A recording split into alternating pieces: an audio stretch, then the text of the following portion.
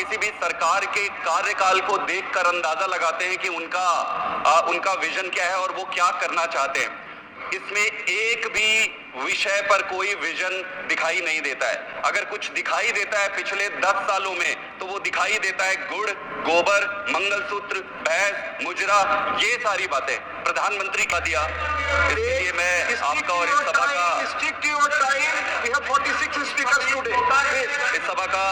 इस सभा का धन्यवाद करता हूं। मैं ऑनरेबल चेयर सर, हमने राष्ट्रपति के इस अभिभाषण का बहिष्कार किया था। आपने मुझे 6 मिनट का समय दिया है। 6 मिनट पे मैं आपको बताऊंगा आपके माध्यम से देश को मैंने नहीं दिया प्लीज कि कैसे ये पूरा जो अभिभाषण है उस पे कोई विजन नहीं है, ये पूरी तरीके से खोखला है। आप किसी भी सरकार के कार्यकाल को देखकर अंदाजा लगाते हैं कि उनका विजन क्या है और वो क्या करना चाहते हैं।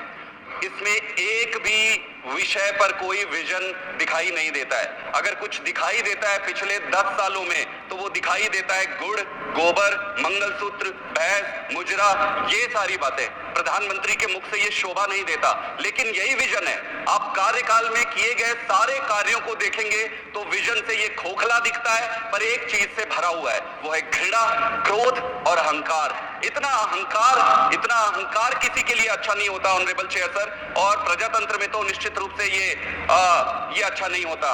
अहंकार के वृक्ष पर सिर्फ विनाश का फल लगता है।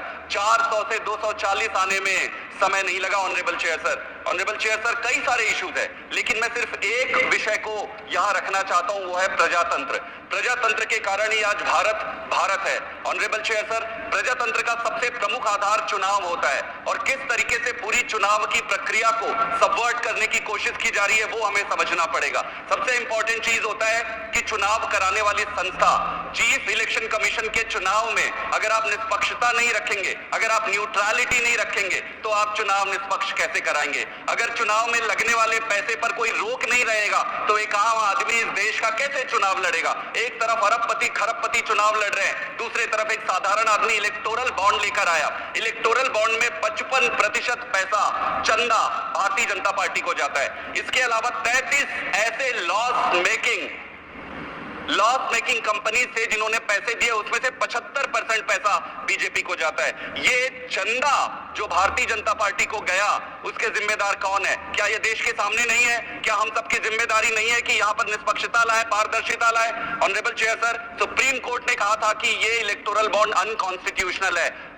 सरकार की तरफ से बात आती है, वो कहते हैं कि इसको हम रिवाइव करेंगे। सुप्रीम कोर्ट के हर ऑर्डर को स्ट्रक डाउन होने के बाद आप रिवाइव करने की बात करते हैं, और फिर प्रजातंत्र कहाँ है? ये सिलेक्टिव इमरजेंसी लगी हुई है देश में। और मैं आपको स्पष्ट करूंगा, अगर ये सिलेक्टिव इमरजेंसी नहीं है तो फिर क्या है? दूसरी तरफ आप देखिए, खरीदी बिक्री का जो 11 सरकारें चुनाव हारने के बाद भारतीय जनता पार्टी ने इस देश में 11 सरकारें बनाई हैं। आप नाम ले सकते हैं, Maharashtra, Bihar, Goa, Karnataka, Madhya Pradesh, Uttarakhand, Arunachal Pradesh, you name it.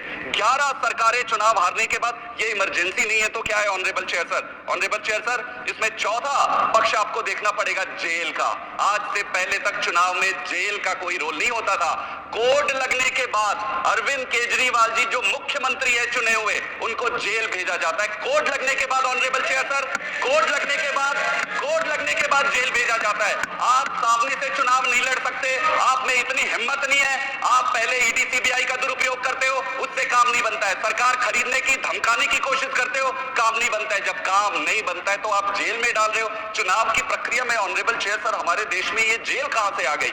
तो ये सिलेक्टिव इमरजेंसी नहीं है तो फिर क्या है? अगला मैं अगर आपको बात रखूं एग्जीक्यूटिव का, तो जितने आईपीएस आईएएस हैं, जब वो पढ़ाई करते हैं बहुत अच्छी भावना से देश के लिए पढ़ाई करते हैं कि मैं बनूंगा, देश की सेवा करूंगा, उनके ऊपर आज अनड्यू प्रेशर इतना ज्यादा है। उनकी गलती नहीं है, इतना अनड्यू ज्यादा प्रेशर है। वो कहां से डिलीवर करेंगे चेयर सर?